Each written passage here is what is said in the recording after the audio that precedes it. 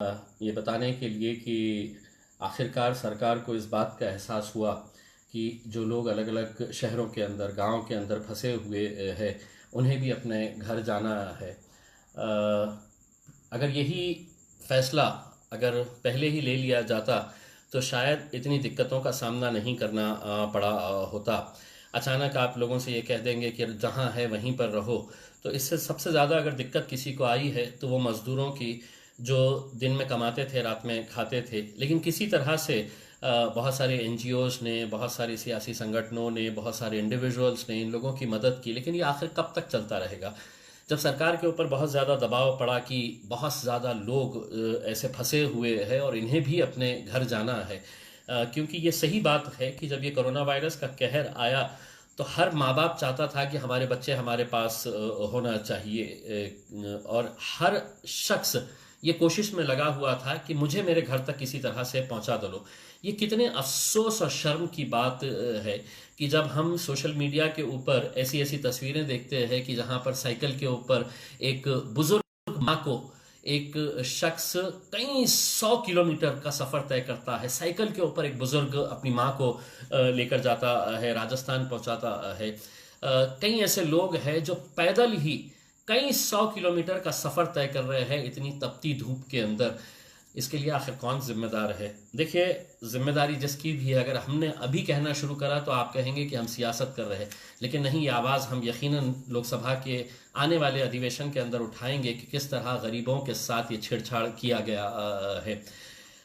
अब चूंकि सरकार ने ये फैसला लिया है कि हम ये लोगों को जाने की इजाज़त देते हैं, तो सरकार अपनी हरकतों से बाज नहीं आती है कि गरीबों को किस तरह से और परेशान किया जाए, उनको हैरान किया जाए। जो कंडीशंस लगाई गई है कि अगर आपको अपने गांव जाना है, अपने शहर जाना है, तो आपको महज सिर्फ इतना नहीं करना है कि आपको अपनी गाड़ी अरेंज करना है, आपका मेडिकल टेस्ट करवाना है। अगर आप ओके अगर है, मेडिकल सर्टिफिकेट में अगर आपका ओके आ जाता है, आप गाड़ी में बैठिए और चले जाइए। नहीं, लेकिन उसका भी एक प्रोसीजर तैयार किया गया है उन गरीबों के लिए जो अभी खाने के मोहताज है, जिनके पास अनाज के लिए भुखमरी से वो इतने परेशान है, और सरकार उनसे कहती है कि ठीक है, हम तुमको पासेस देंगे, लेकिन आपको वो पूरा प्रोसीजर कंप्लीट करना पड़ेगा। आप देखिएगा जो डिटेल्स डाली गई है कि अगर किसी को अगर पास निकालना है कि मुझे यहाँ से लखनऊ जाना है, दिल्ली जाना है, पटना जाना है, हैदराबाद जाना है, तो मुझे सिर्फ जाके मैं एक फॉर्म भरूं और पास मिलेगा, ऐसा नहीं है। उसके अंदर सरकार ने ये कहा है कि आपको पासपोर्ट साइज की अपनी फोटो जोड़ना पड़ेगा। अब कहाँ पे है, कौन से फोटो स्टूडियोज चालू है? अगर किसी के पास नहीं है फोटो तो वो क्या करेगा? आपको आधार कार्ड चाहिए। क्यों, कोई बैंक का लोन ले रहे हैं? आधार कार्ड किस लिए चाहिए है? अगर मैं अपने गांव जाना चाह रहा हूं, मैं अपने शहर जाना चाह रहा हूं, तो इसके अंदर ये प्रोसीजर्स क्यों? संस्थेचे प्रमाण पत्र, यानी कि आप जिस जगह पे काम कर रहे हैं उसका प्रमाण पत्र, कंपनी का आईडी दीजिएगा, नोंदणीकृत डॉक्टर जो है, जो रजिस्टर्ड डॉक्टर है, उनका सर्टिफिकेट, हाँ, ये सर्टिफिकेट होना बहुत ज़रूरी है। तो ये सब चीज़ों की फॉर्मेलिटी करना। अब इंसान को एक अपने घर जाने की जल्दी पड़ी हुई है और सरकार ऐसे ऐसे कंडीशंस डाल रही है। एक ईमेल आईडी दे दिया गया है कि आप ऑनलाइन जाइए, और ऑनलाइन जाकर आप http covid19.mhpolice.in, अब ये इसके ऊपर जाइए और अपना फॉर्म भर दीजिएगा। मुझे ये बताइएगा कि सिर्फ महज औरंगाबाद के अंदर करीब, एक अंदाजे के अनुमान के हिसाब से, करीब 1,500 से 2,000 ऐसे मजदूर लोग हैं, ऐसे कामगार लोग हैं जो उत्तर प्रदेश से ताल्लुक़ रखते हैं, या बिहार से ताल्लुक़ रखते हैं, या झारखंड से ताल्लुक़ रखते हैं। ये कब जाएंगे वेबसाइट के ऊपर, और वेबसाइट के ऊपर जाके ये प्रोसीजर कब कंप्लीट होगा? तो इन सब दिक्कतों को देखते हुए मैंने ये तय किया है कि मैं एक अपने ऑफिस के ऊपर हम एक हेल्प डेस्क तैयार कर रहे हैं, जिसमें हमारी पूरी टीम वहां पर सुबह 11 बजे से लेके दोपहर में 2 बजे तक वहां पर बैठेगी। अब जो लोग अपने अपने गांव को जाना चाहते हैं, और मैं सिर्फ ये औरंगाबाद के हद तक बात कर रहा हूं, मुझे मालूम है कि दूसरे जिले के भी लोग उतने ही परेशान होंगे। मैं दूसरे जिले के वहां के जितने भी नेता हैं उन लोगों से अनुरोध करूंगा कि इसमें लोगों की मदद करें। तो हमारा ये सेंटर है, मेरा ऑफिस दिल्ली गेट के कलेक्टर ऑफिस के बाजू में ही है, मेन चौराहे के ऊपर। तो वहां पे हमारा एक हेल्प डेस्क हम बना रहे हैं। वहां पे हमारे 6 लोगों की टीम 11 बजे से दोपहर में 2 बजे तक वहां पर मौजूद रहेगी। आप वहां पर अपने डॉक्यूमेंट्स लेकर आइएगा। और ये एक कंपलसरी ये किया गया है कि अ, आपको अगर कहीं जाना है तो अपनी गाड़ी का इंतजाम आप खुद करिए। अब देखिए कि सरकार की बेशर्मी की हद कितनी है कि ये गरीब लोग जिनके पास खाने पीने के लिए नहीं है, वो कहते हैं अगर किसी को समझ लीजिएगा अगर उत्तर प्रदेश में जाना है तो कहाँ से कौन सी गाड़ी अरेंज करेगा, कहाँ से वो पैसा लेकर आएगा। अगर कहीं दिल्ली जाना है, कहीं पटना जाना है, झारखंड जाना है, तो ये पैसे कहाँ से लेकर आएंगे। सरकार ने तो बड़ी आसानी से कह दिया है कि आप अपना गाड़ी का इंतजाम खुद करें, बल्कि उनके नोटिफिकेशन के अंदर ही ये किया है कि आपका खर्चा आपको ही बेयर करना पड़ेगा, सरकार कुछ नहीं करने वाली है। तो ये बहुत ही अफसोस और शर्म की बात है। खैर जो भी है, हम आपसे जितनी हमारी तरफ से हम मदद कर सकते हैं, हम इंशाल्लाह पूरी कोशिश करेंगे आप लोगों की मदद करने के लिए। ऐसे जितने भी लोग हैं जो अलग अलग जगहों के ऊपर फंसे हुए हैं, जो औरंगाबाद आना चाहते हैं, वो लोग भी हमारी जो टीम है उनके साथ आप कांटेक्ट करिएगा। मेरे फेसबुक पेज के ऊपर इसकी पूरी जानकारी रहेगी। जो हमारे मेंबर्स वॉलंटियर्स वहां पर बैठने वाले हैं, इन सब के मोबाइल नंबर्स रहेंगे। और साथ ही साथ हमने एक सेपरेट ईमेल तैयार किया है। उस ईमेल आईडी के ऊपर, ईमेल आईडी है आईजे यानी कि इम्तियाज जलील का IJMP helpdesk@gmail.com। IJMP helpdesk@gmail.com। IJMP helpdesk, ये पूरा वन वर्ड है, @gmail.com। इसके ऊपर आप जाइए, आपकी पूरी डिटेल्स दे दीजिएगा, ऑनलाइन दे दीजिएगा।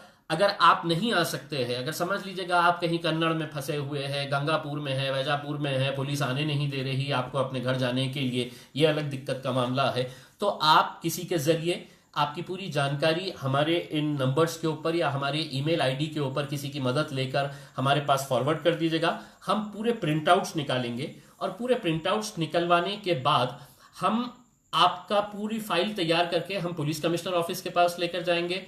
जो आउट ऑफ स्टेट है, आउट ऑफ स्टेट जो जाने वाले हैं, यानी कि महाराष्ट्र के बाहर जिन्हें जाना है, उसकी परमिशन जिलाधिकारी के पास से मिलेगी। तो उनकी फाइल पूरी तैयार करके हम वहां पे सबमिट करेंगे और कोशिश करेंगे कि जल्द से जल्द आपकी परमिशन आ जाए। और आपकी परमिशन आने के बाद आपको आने की जरूरत नहीं पड़ेगी, हम खुद आपके घर तक ये पहुंचाने का इंतजाम करेंगे। तो बस यही उम्मीद है कि आप लोग अपने अपने घरों के ऊपर जल्द से जल्द पहुंच जाए। एक दूसरा मैं अनुरोध उन लोगों से करना चाहता हूं। देखिए, बहुत सारे ऐसे गरीब लोग हैं जो महाराष्ट्र के अंदर ही अलग अलग जिलों के अंदर रहते हैं। बहुत सारे ऐसे कॉलेज स्टूडेंट्स हैं, यंग लड़के और लड़कियां हैं। हर रोज मुझे फोन आता है कि किसी को बुल्ढाना जाना है, किसी को नासिक पहुंचना है, किसी को अलग अलग जिलों के अंदर जाने का है। तो ये लोगों को भी जाने के लिए कहीं ना कहीं कोई इंतजाम, क्योंकि सरकार ने तो कहा है कि आपको अपनी गाड़ी अपना पैसा खर्च करने का है।